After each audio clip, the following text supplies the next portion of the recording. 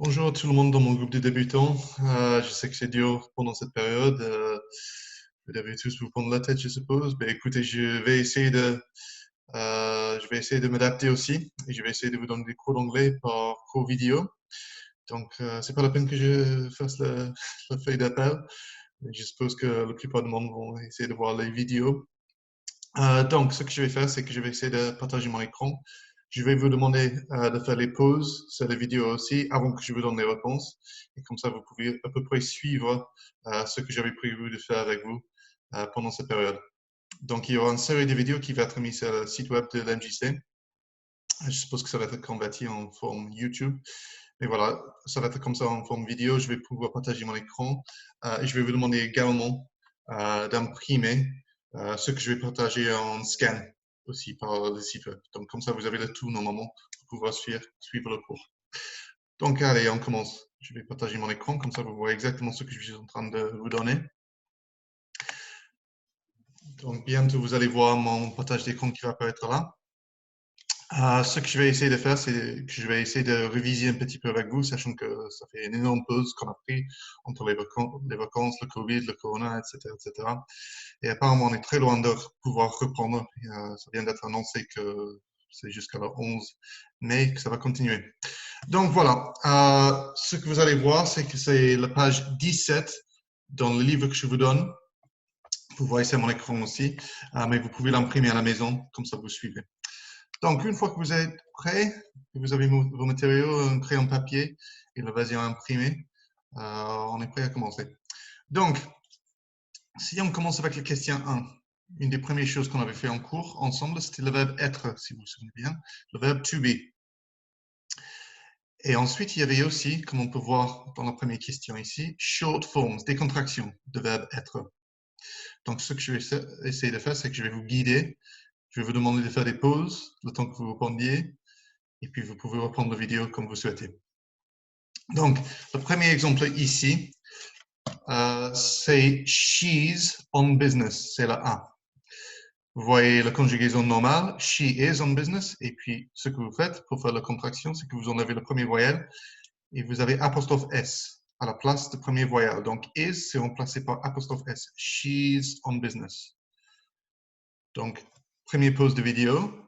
Je vous donne quelques minutes. Essayez de prendre 2 minutes maximum pour pouvoir répondre et corriger les autres pour les mettre en forme de contraction. Donc, allez-y. Mettez-moi cette pause maintenant. Je vais juste prendre 2 secondes moi-même. C'est la vidéo. Et puis, vous reprenez comme vous avez donné les réponses. 1, 2, 3, 4, 5. OK, là, je vais faire les réponses. Donc, B, he is a student, sorry. Ça devrait devenir he's a student. He, apostrophe S, a student. I am Martha devient I'm Martha. I, apostrophe M, Martha. The D, you are on holiday. It is you're on holiday. You, apostrophe R-E, on holiday. I am not married. I, apostrophe M, not married. I'm not married. We are not from Madrid. We're not from Madrid. We, apostrophe R-E, not from Madrid. Pareil encore. We're from Malaga. For the H, she is not at school. Ça devient she's not at school. Ensuite, I, they are not American. They're not American. They, apostrophe R-E, not American. On continue donc avec la question 2. C'est toujours le verbe be. Par contre, cette fois-ci, il va falloir conjuguer et les mettre dans le bon endroit aussi. Si on peut parler des contractions aussi. Parce que pour certains, c'est toujours possible. Donc là, A, vous voyez l'exemple qui a été fait. Are you married? Donc, on avait you married. Il fallait placer le verbe être. Souvenez-vous que quand on fait une question, il faut inverser le sujet et le verbe. Donc, you are married pour une phrase normale. Et quand on veut faire l'interrogation, are you married? Tout comme en français. Vous inversez le verbe et le sujet.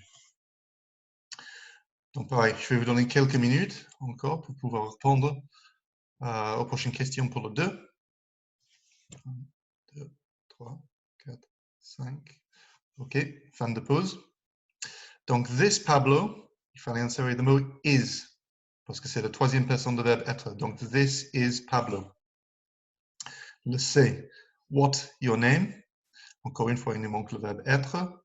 Il va falloir que ça corresponde aux troisième personne parce que c'est your name qui est le sujet. Donc, what is your name? The D, where are you from? Encore une fois, il fallait insérer le verbe être. Donc, where are you from? Parce qu'avec you, c'est you are. So, where are you from? Cette fois, c'est they. Donc, il fallait mettre they are Italian. For F, I not a student. On a bien le négatif ici, donc not. C'est pas grave, on peut toujours conjuguer avec le verbe être. I'm not a student. Ensuite, G. She, 23 years old. Ça devrait être she is 23 years old. H, we on holiday. Il faut encore une fois placer le verbe are ici. Donc, we are on holiday. How old he, pour demander l'âge. How old is he? How old, c'est un mot de question. Et is, l'auxiliaire, le verbe être, il fallait placer là. How old is he? Donc, les contractions. Où est-ce qu'on peut mettre les contractions? Je vous laisse deviner un instant. Alors, le premier qui est possible, c'est le C. What is your name? On peut mettre la contraction là. What's your name? Le prochain où on peut mettre la contraction, c'est le E, I. They're Italian. I'm not a student. On peut dire, au lieu de dire I am not a student, I'm a student. She's 23 years old. Et le dernier qui est également possible, we're on holiday. Vous ne pouvez pas faire des contractions quand il faut placer le verbe avant le sujet. Donc, are you married? On ne peut pas effectivement commencer avec un apostrophe. C'est juste pas possible. Voilà. On continue donc avec le 3. Donc, countries and nationalities. Une autre chose qu'on avait fait pendant le trimestre, c'est qu'on voyait les pays, on a vu les capitaux des fois aussi, on a vu les villes, plus les nationalités, plus les pays aussi. Donc, c'est exactement ce qu'il faut faire ici, en tant que revue. Donc, on a Paris, France, c'est le pays, et French, c'est la nationalité. Je vous donne une pause encore pour écrire vos réponses. 1, 2, 3, 4, 5. OK. Vous pouvez jouer la vidéo encore. Donc, London, le pays, c'est England. Et bien sûr, la nationalité, c'est English. Moscow, Russia and Russian. Vous pouvez travailler votre prononciation à la maison aussi. Ensuite, Rome, on a Italy et Italian. La suite, Madrid. Attention, je suppose qu'il y en a quelques qui ont mis Espagne, ça c'est toujours en français. Donc, Madrid, Spain et la nationalité Spanish. Beijing, pour ceux qui ne se souviennent pas, Beijing c'est le Pékin en français. Donc, ça se parle partout dans le monde, Beijing maintenant, à part effectivement en France, on appelle ça Pékin encore. Donc, Beijing, donc China, c'est le pays, et Chinese, la nationalité. Warsaw, si vous avez un doute, où c'est? Mettez un V au lieu de W, ça ressemble à la Varsovie. Donc, Warsaw, Poland et Polish, la nationalité. Tokyo, nous avons Japan et Japanese, la nationalité.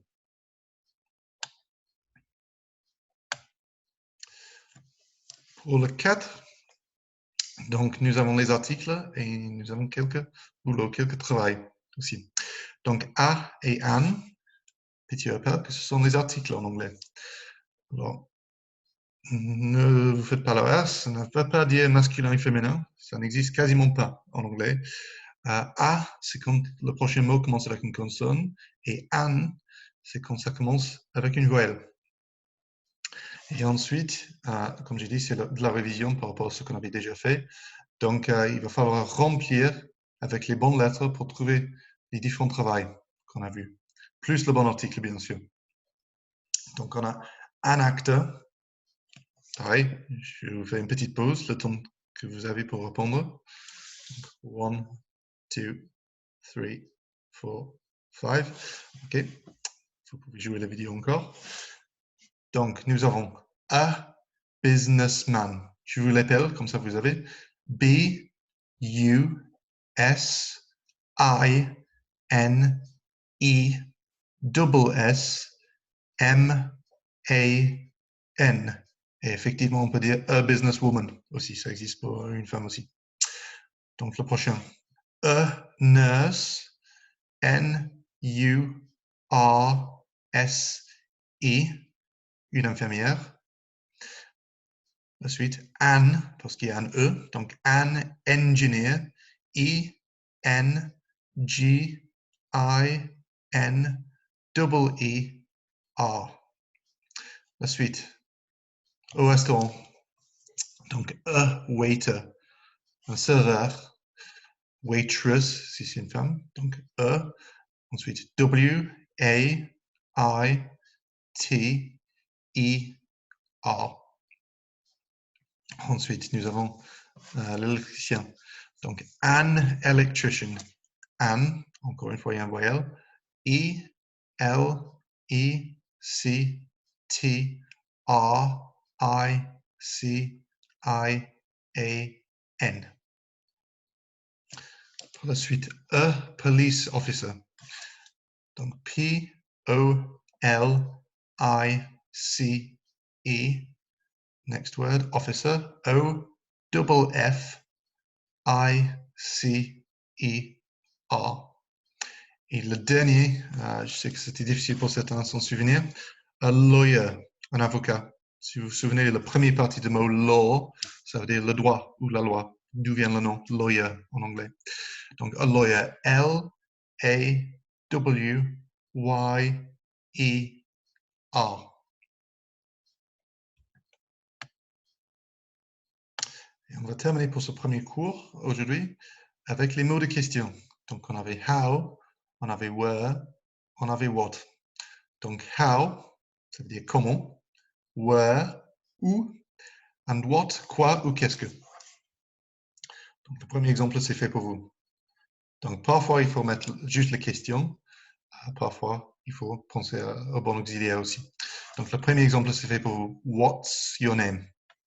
Pareil, je vous donne une petite pause pour pouvoir répondre. 1, 2, 3, 4, 5. Donc, what's your name? Ensuite, le B. How old are you? Quel âge avez-vous? Le C. What's your job? Quel est votre travail? D. Where are you from? D'où venez-vous? E. How do you spell your surname? Surname, pour ceux qui ne se souviennent pas, c'est le nom de la famille. And F. What's your work number? Quel est votre numéro de travail? What's your number, tout simplement, on peut dire pour demander le numéro de travail. Le numéro, pardon. Et voilà pour notre premier cours aujourd'hui. J'espère que ça va bien fonctionner. Je vais envoyer ça de suite à l'MJC, comme ça vous pouvez travailler ça tranquillement à la maison. À bientôt. Bye bye.